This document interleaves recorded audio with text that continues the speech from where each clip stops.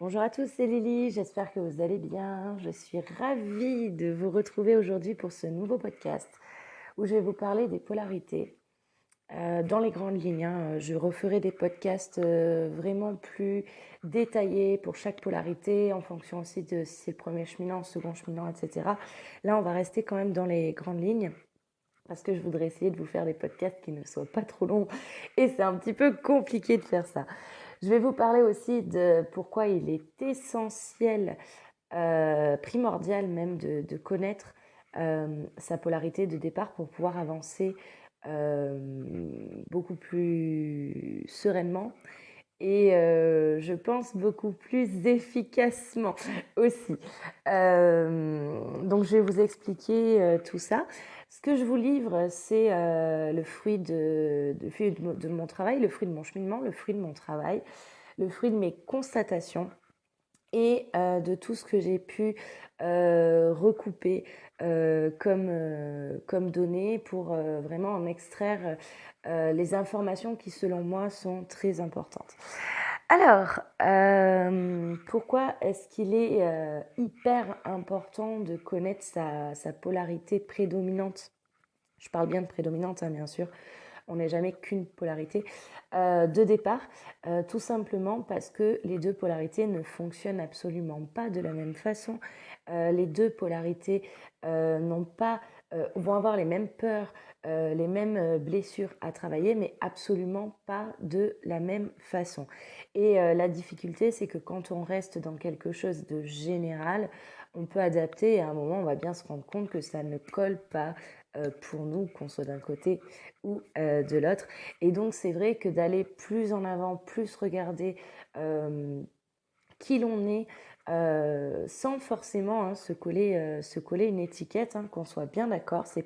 Le but, c'est pas de vous enfermer dans des cases, mais c'est plus de vous donner toutes les nuances qu'on peut trouver dans une polarité pour que vous puissiez en fait, voilà, regarder un petit peu quelles sont vos nuances et que vous puissiez définir un petit peu votre profil de départ. C'est ce qui vous permettra déjà de connaître aussi vos capacités, vos domaines de compétences, mais aussi quelque part vos failles et les domaines vers lesquels vous devez aller qui vous manquent aujourd'hui. Le fait de connaître sa polarité de départ, sa prédominante de polarité de départ, vous permet aussi en cours de chemin, puisque c'est un cheminement qui est quand même relativement long, le retour à soi, vous permet aussi de constater par vous-même où est-ce que vous en êtes et à quel point vous avez déjà avancé. Et selon moi, c'est quelque chose d'assez important de pouvoir se retourner et de pouvoir voir, voilà, à l'époque, je n'étais pas consciente de cet aspect-là de moi. Aujourd'hui, je me rends compte que je maîtrise telle ou telle chose. Aujourd'hui, je me rends compte que j'ai intégré aussi ces nouvelles capacités, etc., etc., etc. Et ça vous permet vraiment de voir vos avancées. Il n'y a pas de loi sur ce que vous devez faire en fonction de la polarité prédominante dans laquelle vous vous situez. C'est plus des constatations de comment se passent les chemins pour les personnes ayant votre profil, entre guillemets, hein, ou qui ont en tout cas beaucoup de nuances similaires aux vôtres. Et donc vraiment, je pense que je vous referai un podcast là-dessus parce que ce que je constate dans le chemin, c'est que très très très très très souvent, que ce soit dans les vidéos, les écrits, les podcasts, etc., on a tendance à écouter et à se dire ok, je dois faire telle ou telle chose. Alors qu'en fait, c'est un peu prendre le processus à l'envers. Et ça, alors je pense que vraiment tout le monde y passe, quelle que soit la polarité.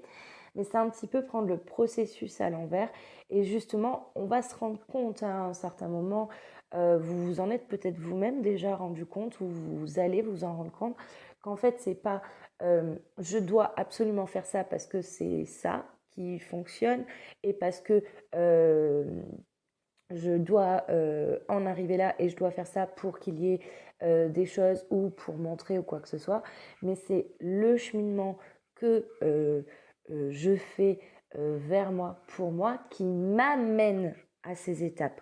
On ne va pas franchir des étapes parce qu'elles doivent être franchies, mais c'est plutôt on va constater qu'on y vient à un moment ou à un autre. Voilà. Les polarités, du coup, ça fait partie, selon moi, du chemin d'aller définir sa polarité parce que le simple fait de s'être défini comme premier cheminant ou second cheminant ne suffit pas pour pouvoir avancer sereinement. Et à un moment, quand on constate qu'on bloque, si on n'a pas défini sa prédominante de polarité et qu'on constate qu'on bloque, c'est peut-être qu'il est temps justement d'aller se pencher sur le sujet et donc d'attaquer un travail beaucoup plus en profondeur et qui sera beaucoup plus ajusté à vous-même et pas ajusté à premier cheminant, second cheminant. Alors, les polarités, ce que je peux vous dire, donc là on va parler de la polarité yin, polarité yang. Il n'y a pas qu'un seul profil au niveau des polarités, c'est-à-dire qu'un yang ne ressemblera pas à un autre yang prédominant. Alors toujours je dis prédominant, d'accord ? Même quand je dis un yang, ça ne sera pas un yang pur et dur. Donc un yang ne sera pas un autre yang, un yin ne sera pas un autre yin. Toutes les yang féminines ne seront pas les mêmes et tous les yang masculins ne seront pas les mêmes. De la même façon, pour les yin, un yin n'est pas un autre yin. Les yin féminines ne sont pas toutes les mêmes et les yin masculins ne sont pas tous les mêmes. Vous êtes un ensemble de nuances. Par contre, vous avez une prédominante qui fait que vous allez avoir quand même pas mal d'aspects en commun. Grosso modo, moi, comment est-ce que je recoupe les choses si je compte, alors sans compter premier cheminant et second cheminant, d'accord, juste au niveau des polarités, je pourrais distinguer trois profils différents chez les yang et trois profils différents chez les yin. Trois, c'est vraiment au sens large, d'accord, c'est-à-dire qu'on va avoir les extrêmement polarisés, qui sont bien ancrés dans leur prédominante de départ. On va avoir des plus ou moins polarisés et on va avoir un petit peu ce que j'appelle les dépolarisés qui hésitent longtemps entre leur polarité, qui ne savent pas, qui connaissent quand même beaucoup des deux aspects de la polarité et pourtant ils ont une prédominante de départ.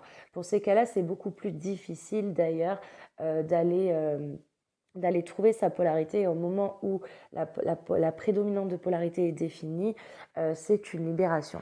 Alors, ces trois profils, forcément, s'il y a trois profils du côté yang, il y aura forcément en face trois profils du côté yin. Quand j'ai, par exemple, en consultation une personne qui a une prédominante de polarité yang et qui est extrêmement polarisée, ce sont ce que j'appelle mes petits yang bien costauds, bien résistants. Sachez qu'en face, forcément, il y a un yin extrêmement polarisé. C'est-à-dire que le degré de polarisation que vous avez est exactement le même chez votre autre dans l'autre sens. D'accord ? Alors, tout simplement pourquoi j'avais fait un live expliquant tout ça il y a quelques jours, mais que je n'ai malheureusement pas pu repartager sur YouTube. En fait, ça dépend, donc sur ce live-là, j'ai pu vous l'expliquer avec des découpages. En fait, ça dépend vraiment, donc voilà, c'est de comment est-ce que... alors, je vais essayer de vous imager ça, c'est vraiment une image, d'accord ? Mais grosso modo, c'est un petit peu comment est-ce que votre dyade a été découpée. Si on prend le symbole du Tao, le yin et le yang, du coup, qui montre vraiment l'équilibre, le tout universel, etc. Si vous le découpez à la verticale, de haut en bas, vous allez avoir deux parties qui vont être par exemple extrêmement polarisées. Si vous le découpez à, je sais pas, alors les degrés, je suis plus bonne, 90, allez on va dire à 45 degrés, forcément les polarités vont être découpées différemment. Et donc, de la façon dont c'est découpé, vous avez toujours en face exactement la même chose à l'envers. Voilà. J'essaierai quand même de vous mettre cette vidéo, de vous mettre ces illustrations pour les personnes qui pourraient avoir du mal à visualiser. Je me suis perdue. La prédominante de polarité, donc c'est au départ. Ce qu'il faut savoir, c'est que plus vous allez avancer et plus vous allez équilibrer cette polarité, c'est-à-dire que vous allez intégrer, vous allez défaire les schémas dysfonctionnels de votre polarité. Vous allez en faire le tour déjà. Vous allez aussi faire le tour de ces super capacités de cette polarité. Mais en défaisant les schémas dysfonctionnels de cette polarité, ça vous permet d'intégrer les capacités de l'autre polarité et d'aller du coup vers ce que j'appelle un profil d'attachement sécure. Et justement, par rapport à ces profils et par rapport à ces polarités, ce que je peux vous dire, c'est que donc, alors comment est-ce que je travaille et comment est-ce que je définis les polarités? C'est en fonction des profils d'attachement. Les profils d'attachement, c'est une théorie qui a été mise au point par Bowlby, il me semble que c'était dans les années 60, où en fait c'est par rapport à la très petite enfance, comment est-ce que l'enfant réagit par rapport à sa figure d'attachement, enfin comment la figure d'attachement de l'enfant, alors en anglais on dit le caregiver, le donneur de soins, d'accord, de l'enfant, va interagir avec cet enfant, ce qui va faire que l'enfant en fait va adopter des stratégies. Des enfances où le caregiver était à l'écoute, était en mesure de donner une sécurité émotionnelle, une sécurité physiologique, une sécurité émotionnelle, une sécurité affective à cet enfant, l'enfant va développer ce qu'on appelle un profil sécure, profil d'attachement sécure. Les gens qui sont sécures sont des gens qui n'ont pas ou très très peu de peur, de croyances limitantes, sont très à l'aise dans les relations et n'ont pas besoin d'adopter des masques et des stratégies, ce qu'on appelle stratégies de survie. Profil sécure dans les parcours de la djihad, c'est simple, il n'y en a pas. Il n'y en a aucun, c'est bien pour ça que le parcours de cette djihad, on dit que c'est un parcours de guérison. Dans cette diade, on ne contacte pas, on ne retrouve pas de profil sécure. Si profil sécure il y avait, vous ne seriez pas là tout simplement. Il y a, selon la théorie de Bowlby, la théorie de l'attachement, il y a 3 autres profils qui sont donc les profils insécures. Et justement, ce sont ceux-là qui nous intéressent. Et donc, c'est en fonction de ce que ce caregiver a pu donner ou créer comme environnement autour de cet enfant, l'enfant a développé donc des stratégies un petit peu de survie, a développé une reconnaissance de lui-même, etc. Donc, bien sûr, ça va beaucoup plus loin que ça, je vous le vulgarise au possible. Et donc là, on va avoir 2 profils majeurs. Je vous rappelle que nous avons 2 polarités majeures. Donc nous avons le profil évitant qui correspond au profil yin, d'accord, et nous avons le profil anxieux qui correspond au profil yang. Attention, parce que par rapport à ces mots que l'on utilise, anxieux par exemple, si vous avez des crises d'anxiété, cela ne veut pas dire pour autant que vous êtes un profil yang, parce que yang comme yin peuvent, peuvent être atteints d'anxiété, d'accord? Donc ça n'a rien à voir, faites très attention, parce que voilà, c'est comme ça qu'on se perd. C'est en utilisant un mot, ok, anxieux, j'ai de l'anxiété, je suis angoissée, donc forcément je suis yang. Non, non, non. C'est plus comment est-ce qu'on va le vivre. Il y a ce troisième profil, du coup, qui est le profil désorganisé, c'est-à-dire que l'enfant, donc, il va adopter plusieurs stratégies et en fait il va adopter à la fois des stratégies fuyantes par moment, euh, évitantes, et à la fois des stratégies très anxieuses, très profil anxieuses. Pour autant, et vraiment dans le cadre de cette diade, ce qu'on constate, c'est que pour ces profils désorganisés, ils se rattachent quand même à une prédominante. Et je tiens à préciser, ces profils-là, donc qui seraient moitié-moitié, un petit peu, hein, c'est un mix, je tiens à le préciser, cela ne veut pas dire qu'ils sont plus équilibrés qu'un profil yang, par exemple, qui est plus polarisé, ou un profil yin qui est plus polarisé. Ils ne sont pas du tout plus équilibrés, c'est un peu plus le bordel, parce que quand ils démarrent ce chemin de guérison, ils sont plutôt à la fois avec des schémas dysfonctionnels yang très ancrés, mais aussi des schémas dysfonctionnels yin très ancrés, mais qui ne sont pas totalement les mêmes que les schémas dysfonctionnels d'un yin, par exemple si je prends la polarité yin, d'un yin qui aurait adopté, qui serait plus du profil évitant. Grosso modo, profil évitant yin, on va avoir les yin extrêmement polarisés, les yin un peu moins polarisés. Profil anxieux, donc profil yang, on va avoir les profils yang extrêmement polarisés, les profils yang un peu moins polarisés. Et dans ces désorganisés, on va avoir des profils yin avec un énorme faux self de yang, et des profils yang avec certaines capacités yin en apparence, parce que ce ne sont pas totalement les mêmes, je tiens à le dire, mais avec aussi une tendance à certains moments à partir dans l'évitement de beaucoup de choses. Mais c'est pareil, c'est pas pareil que les extrêmement polarisés. Il y a une fuite pour quelque chose qui est bien défini. Là où chez le yin, il va y avoir une fuite qui n'est pas totalement définie. Dans tous les cas, pour ce profil désorganisé, donc ça c'est en séance qu'on peut aller retrouver ça. Il faudra trouver vraiment sa prédominante de départ pour pouvoir aller avancer. Une fois que vous avez trouvé votre prédominante de départ, donc yin ou yang, le profil auquel vous vous rattachez le plus, celui dans lequel vous êtes finalement le plus confortable, hein, ça va vraiment être ça. Et c'est vraiment pas vous qui décidez, oh ben tiens, je vais choisir telle polarité, pas du tout.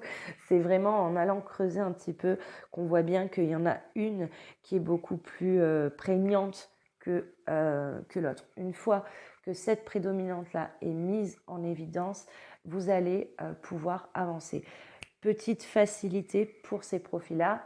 C'est un petit peu plus le bordel au niveau des schémas dysfonctionnels, c'est plus le bordel pour s'y retrouver, mais il y a une petite facilité, c'est que vous avez une meilleure capacité à comprendre ce qui se joue de l'autre côté. Mais il n'y a pas un profil qui est mieux que les autres. Donc, nous allons rester centrés donc, sur le yin et le yang, mais voilà, j'étais obligée de faire un petit peu ce point sur les profils désorganisés. Si vraiment vous hésitez depuis trop longtemps, c'est peut-être qu'il est temps de se pencher là-dessus. Dans tous les cas, avancez pour trouver votre prédominante de départ. Donc, polarité, yin ou yang. Yin évitant, yang anxieux. c'est bien plus complexe que ça, je vous l'ai dit. On va dire que le yin est l'évitant, donc celui qui est dans la fuite, et pas de la fuite de son lien, forcément, d'accord? C'est ce qui induit aussi beaucoup en erreur. Le yin est surtout dans la fuite de lui-même, d'accord? Et un profil yang qui est beaucoup plus dans le contrôle et pas le contrôle de son autre ou le contrôle de la relation, mais plutôt dans le contrôle de la matière, dans le contrôle des procédés. Et c'est ce qui va le bloquer d'ailleurs pour beaucoup. La différence majeure entre les deux, donc ce sont vraiment deux profils, je ne peux pas parler de différence majeure en fait, puisque les deux sont fondamentalement opposés.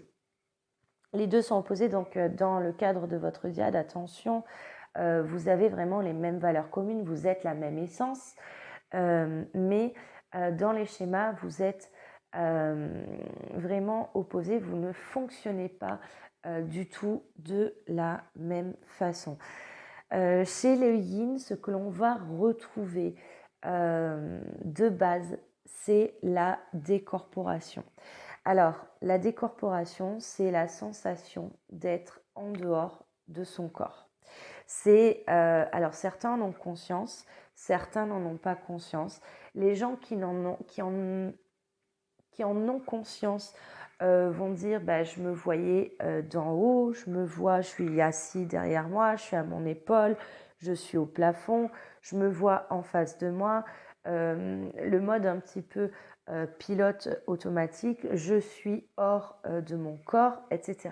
Les gens qui n'en ont pas conscience vont plutôt avoir cette tendance à se sentir dans la lune, c'est-à-dire qu'ils sont là, mais pas totalement là. Alors bien sûr, ce n'est pas tout le temps. Généralement, la décorporation, elle a lieu dès que vous êtes au contact d'émotions trop fortes et comme vous voulez contrôler ces émotions, c'est là où vous vous barrez, comme je dis vulgairement. Ça, un yang ne sera pas en capacité de le faire, ne sera pas en capacité de le comprendre. Les yang vont plutôt être totalement enfermés à l'intérieur d'eux-mêmes, avec parfois des sensations d'être par exemple tout petit à l'intérieur de soi, logé quelque part dans son corps, logé au fond de sa tête, logé dans la cage thoracique, etc., etc. Donc ça, voilà, ce sont des différences déjà qui peuvent vous aider à vous y retrouver, encore que voilà, certains yin n'en ont pas conscience. En tout cas, si vous avez totalement conscience de cette décorporation à de nombreux moments, vous pouvez tabler vraiment sur une polarité yin. Cas exceptionnel, je tiens à le dire, lors d'événements ultra traumatiques, des très gros événements traumatiques, un yang peut tout à fait se décorporer à ce moment-là, d'accord? Vraiment en cas de situation ultra traumatique, on a déjà vu ça, c'est arrivé, et justement pour un yang, ça sera beaucoup plus difficile cette décorporation, il en prendra conscience totalement de suite parce que c'est quelque chose qu'il ne connaît pas du tout. Donc pour lui, ça sera quelque chose d'absolument même catastrophique. Mais voilà, je tiens à le dire, il y a des yang qui peuvent se décorporer. Mais c'est vraiment en cas d'événements traumatiques, de situations traumatisantes, etc., etc. Des grosses situations, quelque chose vraiment de gravissime. Les yin, je vous appelle les silos à grains. Vous emmagasinez beaucoup de choses à l'intérieur de vous. Vous avez une super capacité et à la fois un super frein. Alors, chaque aspect de chaque polarité a deux effets. C'est un peu le double effet qui se coule. Un aspect peut avoir à la fois son côté totalement bénéfique et à la fois son côté, je vais dire, totalement maléfique du coup. Et donc, c'est pour ça que il n'y a pas de bonne ou de mauvaise polarités, d'accord? Donc les yin, par exemple, vous êtes des silos à grains. C'est à la fois quelque chose de totalement bénéfique, c'est-à-dire que vous emmagasinez plein d'informations euh, qui à un moment vous sortira. Vous les emmagasinez, les emmagasinez, d'où cette image de silo, d'accord, jusqu'au moment où ça pète. Et quand ça pète, donc sachez-le, je dis que ça fait du popcorn parce que c'est très beau à voir. Pour autant, l'aspect très très très difficile, c'est-à-dire que, alors, au moment où ça pète, tout se met en lien, tout éclate et donc vous pouvez avancer très très très vite. Par contre, le double effet qui se coule, du coup, ça va être tout ce temps où vous emmagasinez des choses. Il y a cette espèce de roue mentale qui est tout le temps en action. Vous avez vraiment le cerveau qui fume tout le temps, vous réfléchissez tout le temps. Mais vous n'arrivez pas à finaliser la réflexion, vous y revenez régulièrement, vous la recommencez, vous intégrez d'autres scénarios, etc., etc., etc. C'est ce qui vous fait aussi beaucoup douter, sachez-le. Et la difficulté, alors j'aime bien la phrase d'une consultante qui m'avait dit, en fait, c'est comme si j'avais des tas d'onglets ouverts dans ma tête. Et c'est vraiment ça, c'est-à-dire que les yin, vous avez tous les onglets qui sont ouverts et vous avez beaucoup de mal justement à trier ces onglets, à fermer certains onglets, à mettre certains onglets ensemble. Donc ça, c'est plus la méthodologie du yang, hein, justement, que vous allez devoir justement apprendre. C'est ce qui vous permettra d'ailleurs de pouvoir faire éclater ce silo. Les yin, la difficulté majeure que vous allez retrouver dans votre chemin, c'est ce qu'on appelle communément le refus d'incarnation. Alors, je peux parler de refus d'incarnation pour certains. Pour d'autres, ça ne va pas être ajusté. Vous allez dire, non mais attends, moi je veux bien m'incarner, mais j'y arrive pas. Donc, si ce n'est pas du refus, c'est une très grande difficulté à s'incarner. Comment est-ce qu'il se manifeste ce refus d'incarnation? Donc, de par cette décorporation, hein, vous êtes tout le temps connecté à l'astral. Vous subissez votre vie plutôt que de la vivre, d'accord? Et en fait, pendant très longtemps, la question majeure des yin, c'est mais qu'est-ce que je fous là? Pourquoi est-ce que je suis là? Très souvent, j'entends je vis cette vie en attendant un petit peu la mort qui vienne me délivrer ou ce genre de choses.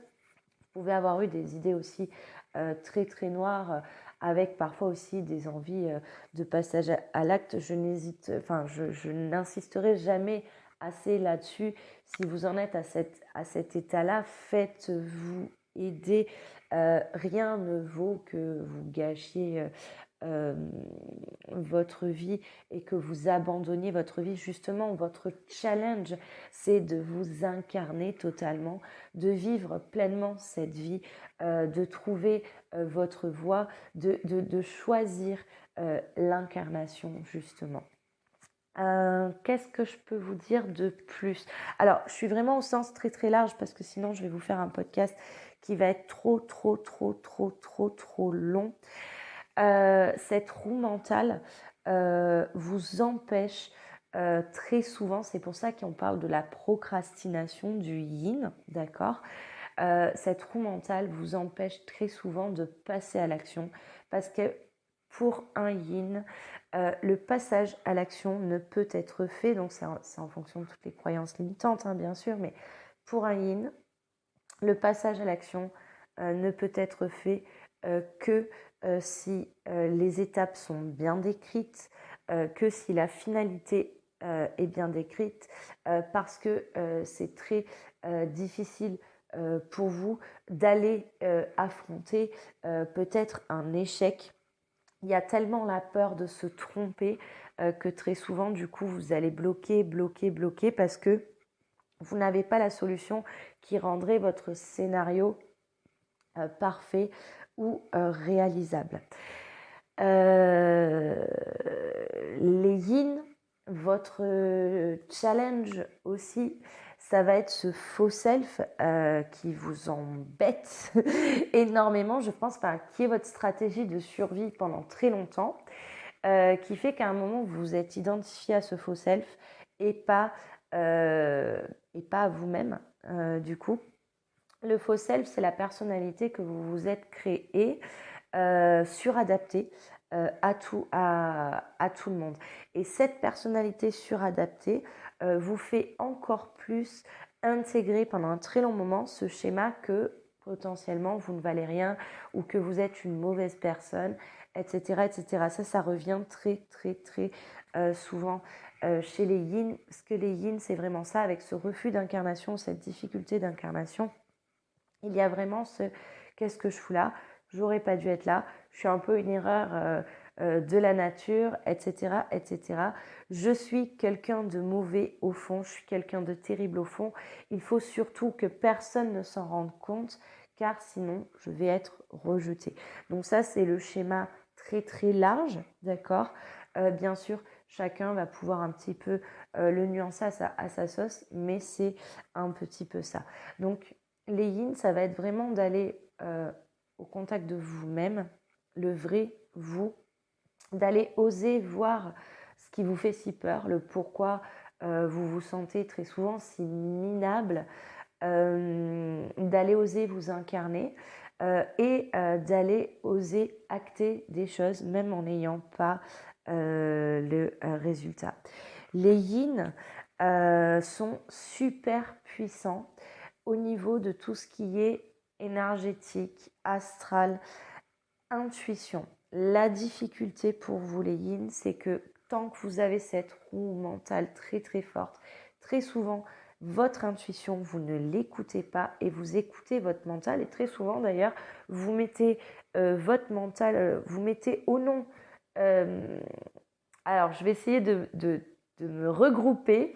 J'ai la phrase dans ma tête, mais je n'arrive pas à la sortir.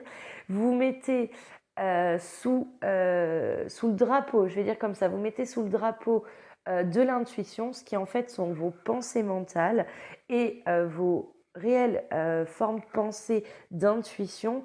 Vous dites très très souvent, mais non, ça ne peut pas être ça, je me trompe, d'accord ?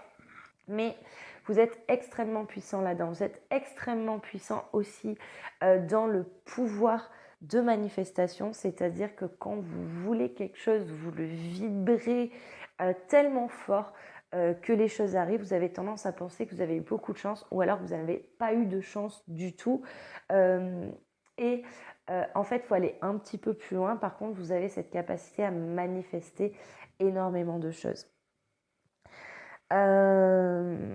Vous avez aussi cette surpuissance au niveau des émotions, donc surpuissance énergétique, c'est-à-dire que vous êtes des éponges émotionnelles, mais des éponges émotionnelles captées par l'énergétique. C'est-à-dire que vous ressentez tout ce qui se passe en émotion chez les autres, dans une pièce, dans des endroits, etc. Mais alors, votre difficulté, c'est que vous ressentez tout ça extrêmement fort, mais que par contre, soit ça vous fracasse, il vous faut beaucoup d'énergie pour garder le contrôle sur ce que vous-même vous ressentez, du coup, par répercussion, d'où cette décorporation.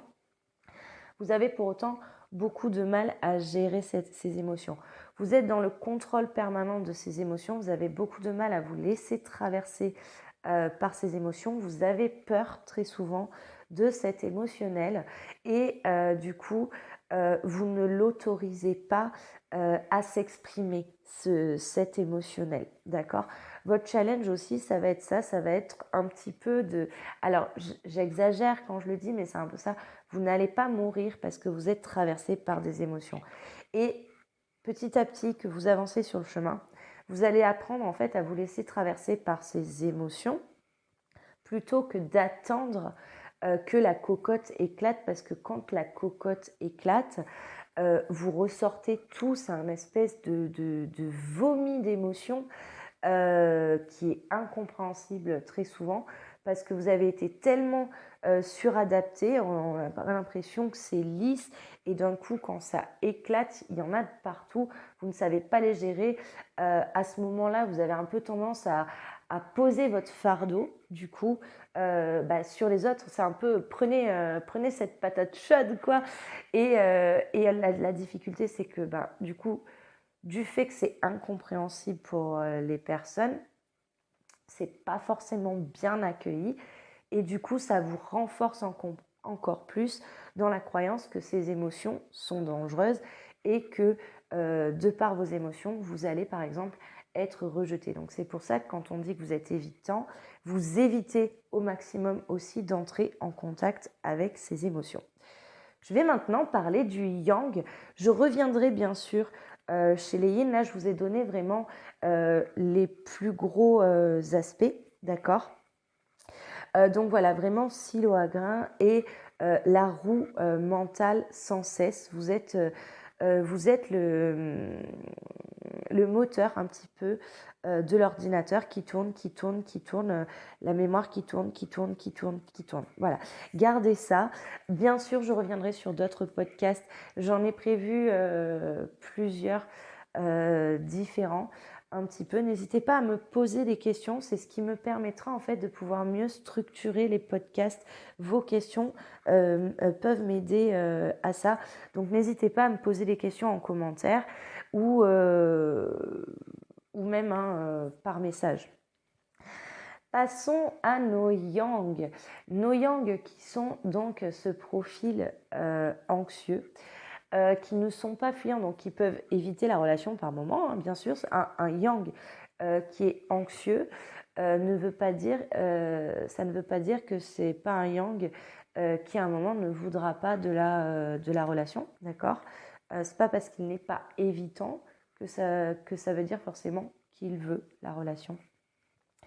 Voilà, je vais essayer plutôt de le tourner de cette façon. Alors le yang, c'est le profil anxieux. C'est le profil qui a extrêmement peur d'être abandonné. C'est le profil qui est, donc c'est aussi l'ordinateur, c'est l'autre partie de l'ordinateur. Le yang, c'est une base de données. Le yang réfléchit comme une base de données. Le yang va être très factuel, très matière, très protocole, très ça fonctionne comme ça, très données scientifiques, très statistique, très logistique. Le yang, sa façon de fonctionner, c'est un peu un tableur Excel. En fonction des données qu'il a, il fait son calcul de statistiques, son calcul de probabilité. Et donc, pour un yang, tout son challenge va être de ne pas rester dans cet hyper contrôle de mes données donnent ça, donc ça ne peut être que ça.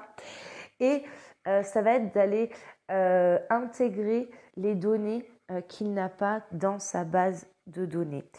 Un yang, donc très matière, très corporel, un yang a aussi beaucoup la même capacité que les yin à entrevoir et à capter les émotions des autres, mais absolument pas de la même façon. C'est-à-dire que pour le yang, ça va être avec les données factuelles, et j'insiste bien sur le factuel. Le yang va être très factuel. Factuellement, cette personne a dit tel mot, avec telle onde dans la voix, avec tel geste, etc. Ce qui me fait dire, en rentrant calcul dans ma base de données, que cette personne ressent telle chose. Le yang va être très corporel, contrairement au yin qui est tout le temps ou au maximum à l'extérieur de son corps, qui fuit son corps. Le yang est enfermé dans son corps. Le yang utilise ses sens, donc les sens qui sont répertoriés, puisque pour moi, la guidance est un sens qui n'a pas été répertorié, mais les 5 sens, le toucher, la vue, l'ouïe, l'odorat et le goût pour pouvoir justement capter des données factuelles et pour pouvoir les intégrer à sa base de données. Et donc le yang est ultra contrôlant parce que si ça ne rentre pas dans sa grille de lecture du coup de sa base de données, ça le fait complètement paniquer. Et quand un yang panique, c'est à ce moment-là où il part dans ces schémas dysfonctionnels et où il peut se montrer d'ailleurs très très dur dans ces moments-là. Un yang n'a pas peur de se laisser traverser par ses émotions.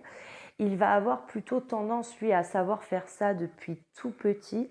Et justement, lorsqu'il y a des émotions, donc un yang qui n'est pas équilibré, va être beaucoup dans la réaction émotionnelle, qui est juste après l'émotion.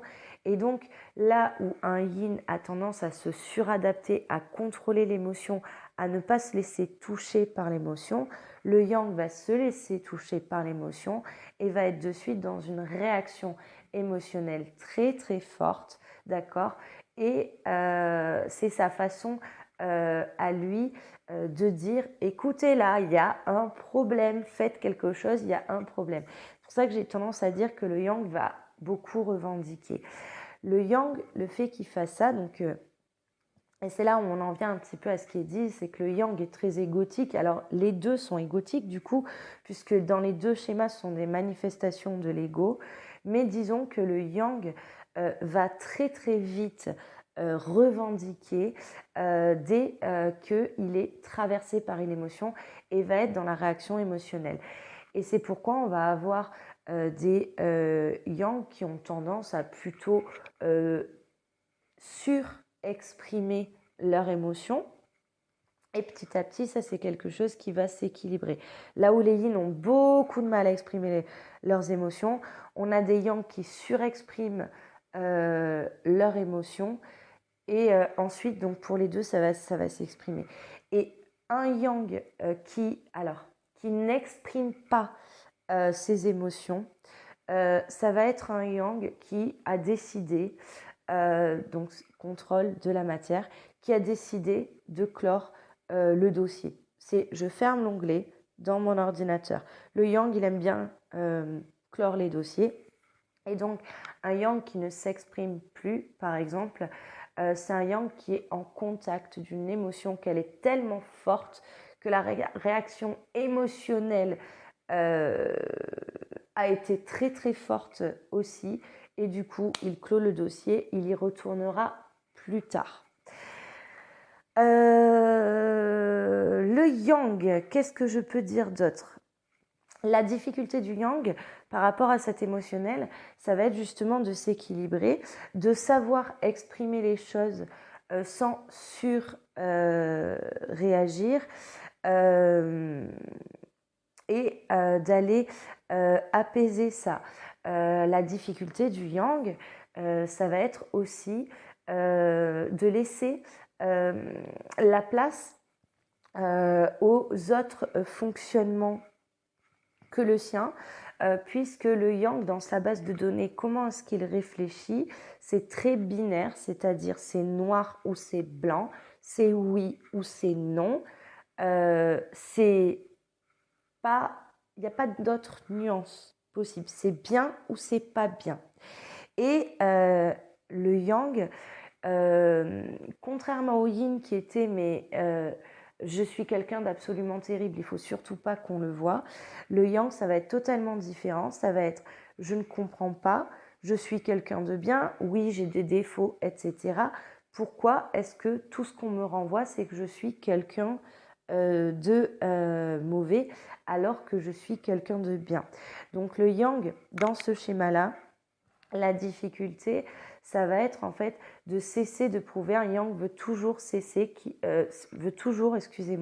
prouver qu'il est quelqu'un de bien et il va s'accrocher à ses valeurs pour pouvoir prouver qu'il est quelqu'un de bien. C'est pour ça d'ailleurs que les yang très souvent vont mettre en avant leurs valeurs et vont se cacher un petit peu derrière en fonction de leurs décisions. Le but et donc le schéma de contrôle qu'on va retrouver très souvent, c'est pour prouver que je suis quelqu'un de bien, que je vaux le coup, etc., etc., etc. La difficulté du yang, ça va être du coup d'intégrer que les données ne sont pas que factuelles et que il faut aussi prendre en compte les données énergétiques et spirituelles. Donc ça va être un très long chemin pour le yang aussi, de la même façon que pour le yin. Au-delà du côté base de données, une différence majeure aussi entre le yin et le yang, c'est que le yang est totalement différent par rapport à l'expérimentation au niveau du yin. C'est-à-dire qu'un yang va aller se confronter, donc comme la matière c'est son domaine, et que les processus c'est son domaine et qu'il a besoin de données factuelles, un yang a tendance à avancer même s'il n'a pas la fin ou le chemin qui est totalement indiqué, il va aller se confronter aux situations, il va aller se confronter à la matière, il va aller créer des projets en se disant qu'il va s'adapter au fur et à mesure. Et donc le yang, c'est un petit peu le char d'assaut, c'est-à-dire qu'il y va, quoi qu'il arrive, c'est le bordel, il n'y a pas de chemin, t'inquiète, je vais me créer un chemin dans ce gros bordel. Il défonce tout, il se prend un nombre incalculable de murs, mais c'est comme ça qu'il expérimente et c'est comme ça qu'il rentre des données dans sa base de données. Donc c'est pour ça que les yang ont ce côté très volontaire, très char d'assaut. Ça ne veut pas dire pour autant que c'est plus facile pour eux. Pour les deux polarités, c'est vraiment très compliqué. Mais c'est vrai qu'il n'y a pas de j'y vais que si le scénario est parfait. Il a un espèce de calcul des bénéfices et des risques, on va dire ça comme ça, et il va faire un petit peu son analyse en se disant ok, etc., je risque quoi? Allez, bam, j'y vais de toute façon, au pire, je me prendrai un mur. Voilà, ça c'est un schéma un petit peu, un petit peu beaucoup yang. Le yang a besoin de comprendre ce qui se passe, de comprendre ce qu'il expérimente. Et donc, yin face au yang, vous voyez bien que ce sont deux schémas totalement différents, d'accord? Et du coup, la difficulté dans ce chemin, c'est que les peurs, les envies, tout ce qui est manifesté par l'un va activer l'autre et vice-versa.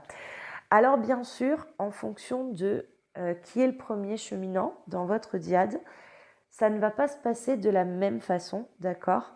Au-delà du côté yin et yang, mais sachez que le fait d'aller vers votre prédominante de polarité et d'aller voir ces multiples aspects-là, je vous ai donné vraiment les les grandes lignes, je dirais ça comme ça, mais faut que vous alliez plus loin, il faut vraiment que vous alliez regarder toutes vos nuances, etc. et voir qu'est-ce que vous pouvez en faire, comment est-ce que le schéma dysfonctionnel, par exemple, se déclenche. Par exemple, un yin face à un yang qui est extrêmement contrôlant, qui veut vraiment le ramener dans la matière, etc., va se décorporer, va se barrer, d'accord? Laisse-moi tranquille, je suis plus là. Un yang face à un yin qui est décorporé, qui était là il y a 5 minutes et que d'un coup il est plus là, et qu'est-ce qui se passe? Je comprends pas, c'est totalement incohérent, va littéralement péter un câble. Et en fait, les deux, vous vous renvoyez des choses qui du coup sont là bien sûr pour vous faire travailler. Je vous rappelle que si vous êtes le premier cheminant, et ça je pense que je vais le répéter à tous les podcasts, si vous êtes le premier cheminant, c'est normal que votre second cheminant en face de vous ne vous renvoie pas ce que vous voulez, parce que tant qu'il vous renvoie ce que vous ne voulez pas, ou etc., tout ce qui est inconfortable, c'est que vous êtes en chemin, d'accord? Et vraiment, une fois que vous avez fait le plus gros, on va dire ça comme ça, ou en tout cas le plus souffrant, vous allez vous rendre compte à un moment qu'en fait, ce que vous renvoyez à ce second cheminant n'est pas non plus ce qu'il veut, ce qu'il attend, mais plutôt ce qu'il a besoin pour son cheminement et que ça se fait de manière totalement incontrôlée. Ce que je voulais vous dire aussi par rapport au combo de couple, je vais vous parler au niveau des cheminants, d'accord, c'est que ce duo, ce couple a beaucoup de mal à s'y faire, d'accord, à avancer et que pour que la relation soit fonctionnelle, d'accord, pour que votre relation puisse être fonctionnelle, si elle ne l'est pas, cessez de vous dire que ça n'arrivera jamais, que c'est catastrophique, etc., que c'est la faute des autres, etc. Mais vraiment, pour que la relation puisse arriver à être fonctionnelle, il faut qu'il y en ait un des deux qui est assez avancé vers le profil sécure. Je reviens à ce profil sécure. Le profil sécure, c'est quand de votre prédominante de départ, vous avez compris comment vous fonctionnez au niveau de cet aspect prédominante, vous avez compris les aspects dysfonctionnels, vous avez compris toutes les capacités et toutes les bonnes choses et que vous avez commencé à défaire ces stratégies de survie puisque vous avez de moins en moins de peur, donc vous avez de moins en moins besoin de vos stratégies de survie. Vous allez aussi vous confronter à vos peurs, ça fait partie du cheminement. Et donc, comme il y a un peu de place, j'aime bien le dire comme ça, du coup, vous allez intégrer aussi les fonctionnements positifs, je dirais, de l'autre polarité. Et quand vous devenez un profil sécure, c'est que vous arrivez à un espèce d'équilibre entre la polarité yin et la polarité yang et que en fonction de votre vie, vous savez faire appel aux deux qui travaillent, aux deux aspects de cette polarité qui vont en fait travailler en symbiose, d'accord? Et donc, dans ce cheminement, plus un des cheminants va vers le profil sécure, moins l'autre cheminant va être activé aussi par les peurs, etc., les peurs de son autre, tout simplement, et donc du coup va pouvoir découvrir comment il fonctionne et avancer sur lui-même pour pouvoir arriver à ce profil sécure. Et donc par rapport à tout ce qu'on peut dire par rapport au parcours, quand on parle de complétude, à mon sens, c'est de ça, j'ai toujours dit que je n'aimais pas ce mot. Je ne l'aime toujours pas autant, mais à mon sens, c'est de ça qu'il est question, c'est-à-dire j'ai mes aspects yin et mes aspects yang qui travaillent en symbiose et je suis OK. Je n'ai plus besoin d'avoir des stratégies de survie. Je suis totalement authentique et posée. Et du coup, les schémas, donc stratégie de survie, c'est seulement si ma vie est réellement en danger. Je vais vous laisser là-dessus. Je ferai du coup d'autres podcasts. J'ai prévu de faire des podcasts avec, on va dire, les failles et les défauts exacerbés chez chaque polarité, mais aussi les compétences. Donc, je vais voir comment est-ce que je formalise ça, quand est-ce que je le fais, etc. N'hésitez pas à me contacter si vous hésitez sur votre polarité, si vous ne savez plus comment avancer, que vous n'arrivez pas à définir votre polarité. N'hésitez pas à me contacter pour une séance parce qu'il y a vraiment un changement fondamental dans le cheminement quand on connaît sa polarité de départ. Je vous laisse et je vous souhaite une très belle fin de journée et je vous dis à très bientôt. Bye bye!